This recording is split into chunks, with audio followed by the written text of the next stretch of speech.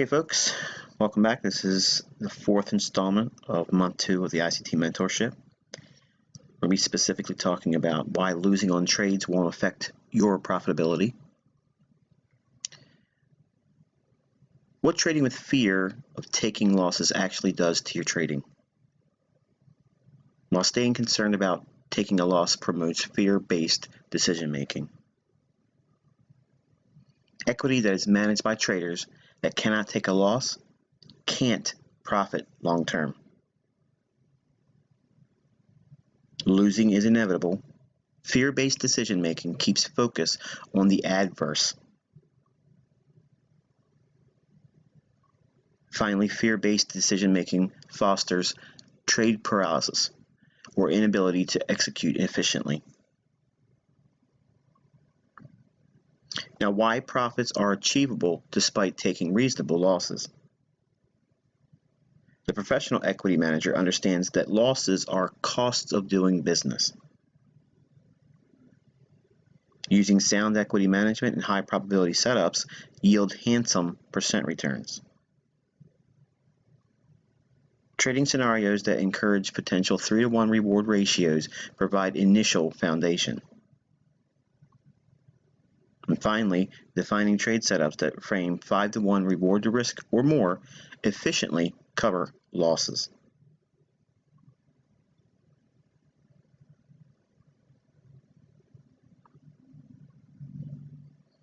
Okay, folks, we're going to give a brief overview on framing a trade just for the context of this discussion. Looking at this sample size of data as it relates to price action, we're going to be referring to a specific concept known as market setup and framing the risk to reward multiples. Obviously, we're going to use a standard in my repertoire, the bullish order block. As we can see here, the market returns to a previous institutional area of buying, noted by the down candle prior to the previous rally higher. By noting the down candle or the bullish order block, high to open price defines the fair value gap or most probable support.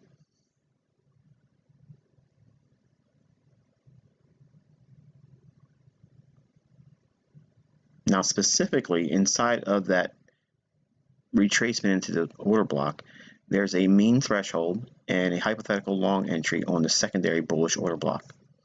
What I'm going to refer to is this down candle here. The middle of that candle, we're going to be using that as a mean threshold. In other words, we don't want to see that violated on a closing basis. Now, using 20 pips as the trade stop loss easily frames reward multiples of 3-to-1 reward to risk and 5-to-1 reward to risk, or even higher. Noting an old high, 20 pips above it gives us a nice objective above where price would be retrading to.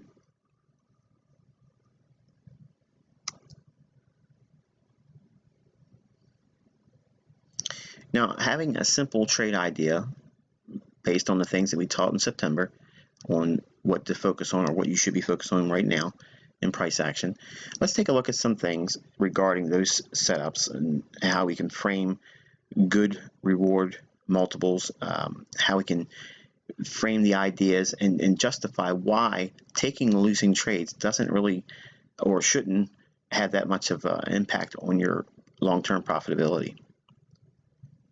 We're going to assume that we're using a hypothetical account size of $5,000. And we're going to start with a low accuracy rate of 30%. That means that you're losing 70% of the time.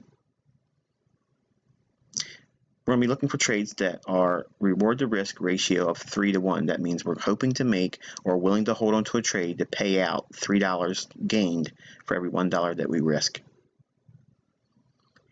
We're risking on each trade 1% of our $5,000 account. Because we're risking 1% and we're looking for a yield of 3 to 1 reward to risk, our average win trade should be $150, and our average loss should be $50 or 1%. We're going to be focusing on a sample set of 10 trades, and we're going to say that 30% of those 10 trades are winners, and obviously 70% would be losing trades. Out of those 10 trades, we are assuming that 3 wins in 10 trades and 7 losses in 10 trades. The average profit, again, is $150, and the average loss, again, is $50.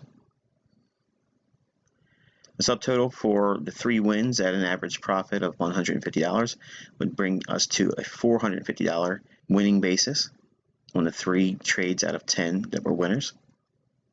And the subtotal for the losses would equate to $350, or 7 times $50 of an average loss. Even in this low accuracy rate with a multiple of 3 to 1, you still can marginally eke out a net positive profit.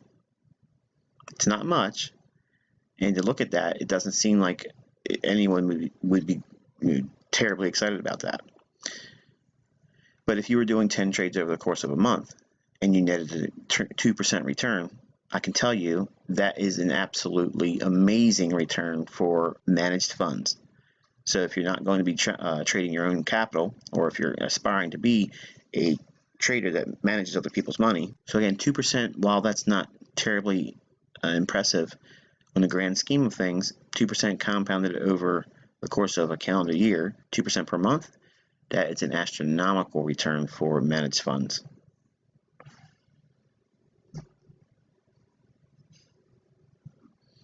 Let's assume for a moment now we're going to start focusing on reward to risk multiples of 5 to 1. That means we're trying to make $5 for every $1 that we risk.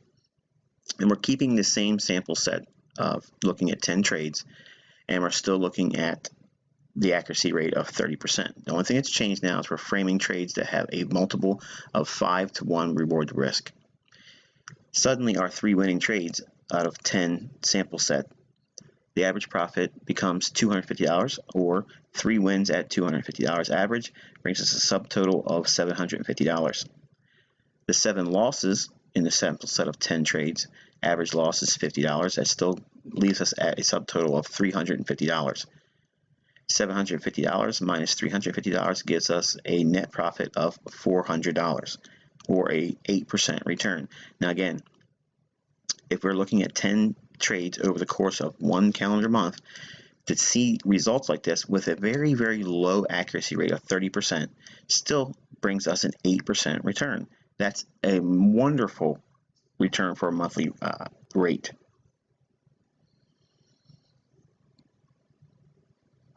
Now we're going to take a look at having a low accuracy rate of 30% with the reward to risk multiple of 5 to 1. And now we're going to be risking 2% of our account. So now the average win jumps to $500 and the average loss jumps to $100.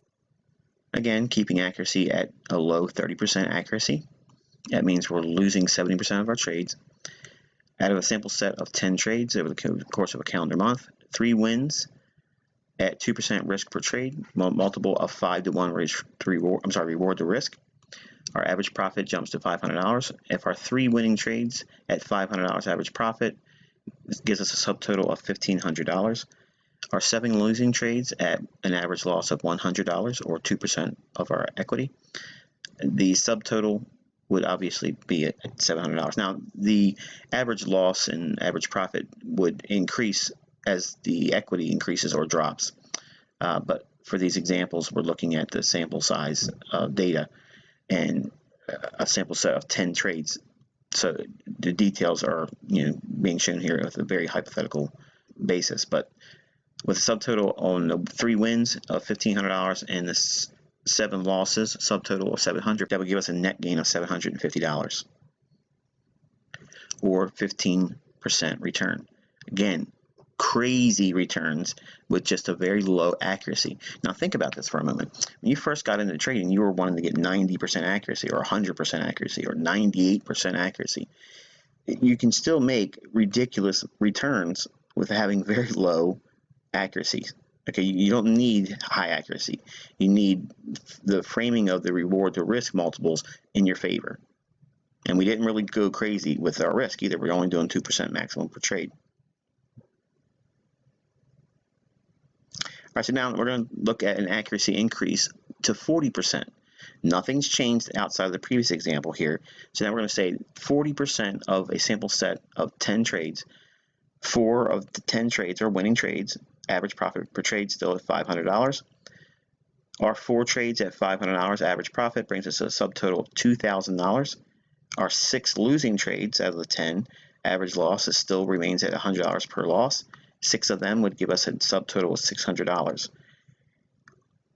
That would give us a net profit of $1,400, which would be, again, that's a 28% return with just a 10% increase in accuracy, the factor of 2% per risk, and reward to risk ratio, again, framing on a model of 5 to 1.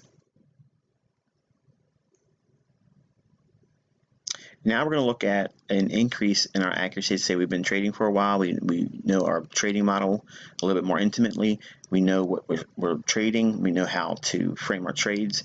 We've learned patience. We've been able to stick to our rules and our parameters about our reward to risk framing. We know how to reduce our risk while we're in a trade, and our accuracy increases by default. We're going to say we jump to a 50-50 basis. In other words, half our trades are winners and half our trades are losers. On a sample set of 10 trades, the average win stays at $500, the average loss stays at $100.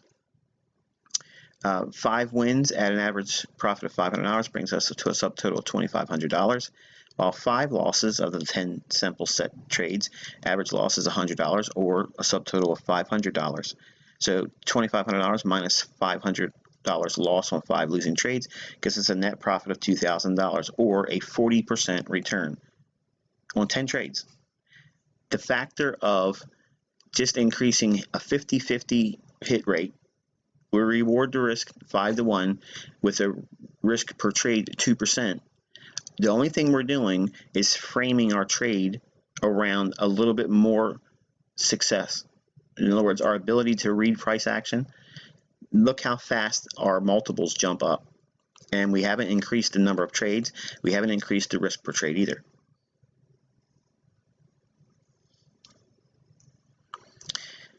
Accuracy rate of 50%. Our reward to risk model stays at 5 to 1, but we're going to lower our risk per trade to 1%. That means the average win drops back down to $250 per win, and the average loss is down to $50 per win. Our hit rate, we're going to say, is 50-50 still. That means 5 winning trades out of 10.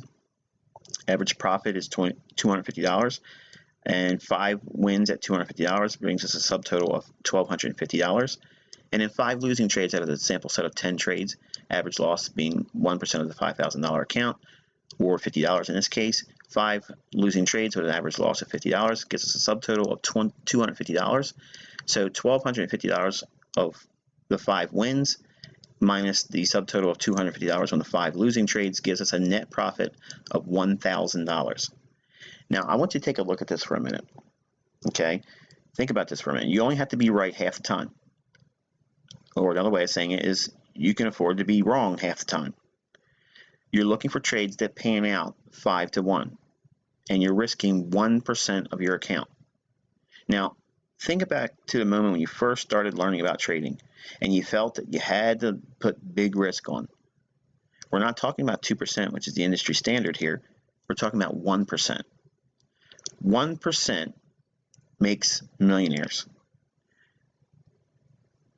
If you look at the 1% risk per trade and the accuracy rate of only 50%, this by itself is exactly what everyone would dream of as a rate of return.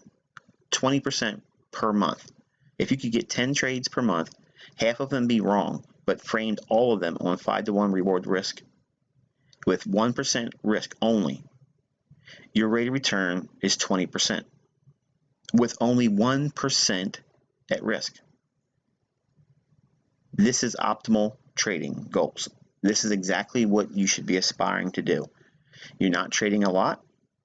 You're not demanding a high rate of success or accuracy. You're not pushing the limits on your risk.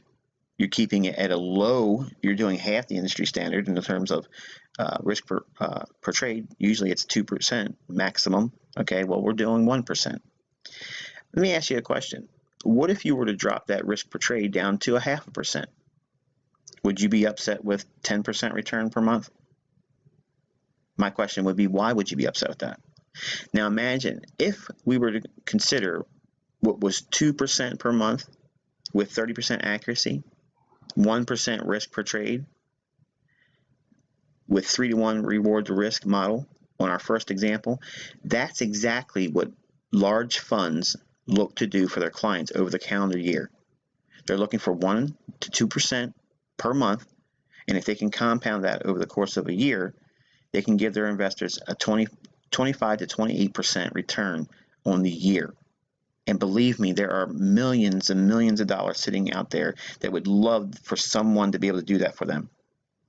So you don't need to have these astronomical rates of return per month to manage other people's money. Believe me, they would go crazy if you give them 1%, 1.5%, 2% per month. And you only need to do 3-to-1 reward risk to do that with 1%. If you do 1% here and you have a 50% chance of being accurate and you frame your trades around 5-to-1, look how easy it is to get into a really high-end yield for the month. 20%. You don't have to trade every single month if you're managing your own money or other people's money. See, this is an optimal goal because it gives you the cushion to do basically half the year of trading. There are some months in the year that you don't really want to be trading. So if you can do a multiple of 5-to-1 and yield really handsome results, and I'm not saying that everyone's going to get 20% returns or higher every single month, but this should be a good trading goal for you to frame your trades around. We're expecting only half your trades to be accurate, framing on 5-to-1 reward to risk, keeping your risk low, 1%. By doing this, it gives you the optimal objectives, it gives you low-hanging fruit, it doesn't force performance, and it gives you an opportunity to relax and actually enjoy the process of trading. There is no fear that's justified in taking losses. They are all part of this business. It's all part of the game. It's all part of your job as an equity manager. You're going to weather losses. You're going to assume losing trades. That's all cost of doing business. No one goes through their career without taking losses. You're going to have lots of them. If you trade for a long time, if you had a column of all your wins and all your losses are going to be very, very long in the list.